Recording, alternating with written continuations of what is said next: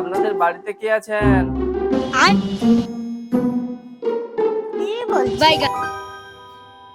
আমি এলআইসি থেকে এসেছিলাম। কিছু ভালো ভালো খুব পলিসি আছে, তাই জন্য এসেছি। কি প্লাস্টার করে দিবে বলে রে মনে কর প্লাস্টার করে দিবে। আরে ওই যে কি প্লাস্টার বলে জানি। আরে বাবা না, প্লাস্টার কি, পলিসি ছিল। খুব সুন্দর সুন্দর কিছু পলিসি আছে। ও আচ্ছা পলিসি, তা কি পলিসি আছে বলুন। আচ্ছা তাহলে বসুন, দেখাচ্ছি কিছু পলিসি। এই যেমন বাচ্চাদের, আপনাদের কি ছোট ছোট বাচ্চা আছে? আচ্ছা আচ্ছা কি কি আছে বলুন না, আমাদের একদম ছোট বাচ্চা নেই।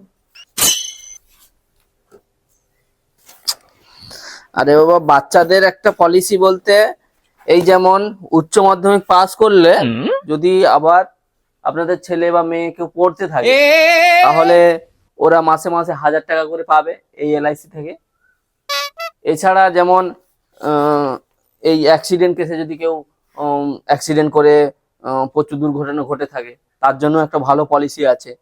এই যেমন অ্যাক্সিডেন্ট করে থাকলে আপনাকে এই এলআইসি মারফত প্রায় 15 লক্ষ টাকা প্রায় পেয়ে যাবেন। অ্যাক্সিডেন্টে মানে মুই বেঁচে থাকতে টাকা পাবো নি, মরে গেলে টাকা দেবো? আরে না না, শুনুন, যদি আপনি মারা যান তাহলে ব্যাপারটা হচ্ছে আপনার যে নমিনি থাকবে সে কিন্তু পেয়ে যাবে আপনার পুরো টাকাটা। আপনার তো 500 টাকা করে একটা স্কিম আছে, খুব সুন্দর। মাসে মাসে 500 টাকা করে তো জমা দিতে পারেন। আর জমা দেওয়ার পর 60 বছর পরে কিন্তু ওটা মাসে মাসে পেনশন পেতে থাকবে। আর বয়স্ক গেলে তাহলে আপনাদের কোনো চিন্তাই থাকবে না। আর 60 বছর পর্যন্ত বাঁচবো কিনা তা ঠিক নেই, 60 বছর বয়সে গিয়ে পেনশন লাগে দূর। এটাই তো, আপনিও যদি মারা যান না, তাও আপনার পরিবার পেয়ে যাবে পুরো এককালীন 30 লাখ টাকা। তাহলে হ্যাঁ, আমার দিদির নামে করে দিন। দিদি করিলি ভালো ভালো। ঠিক আছে, করে দে তাইলে। ঠিক আছে, তাহলে আধার কার্ডটা নিয়ে আসুন আপনার দিদির। এই নিন। ঠিক আছে,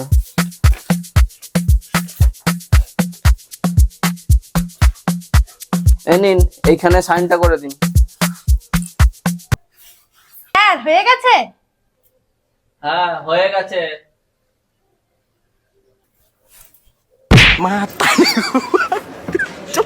স্যার দিন কোথায় 30 লাখ টাকা?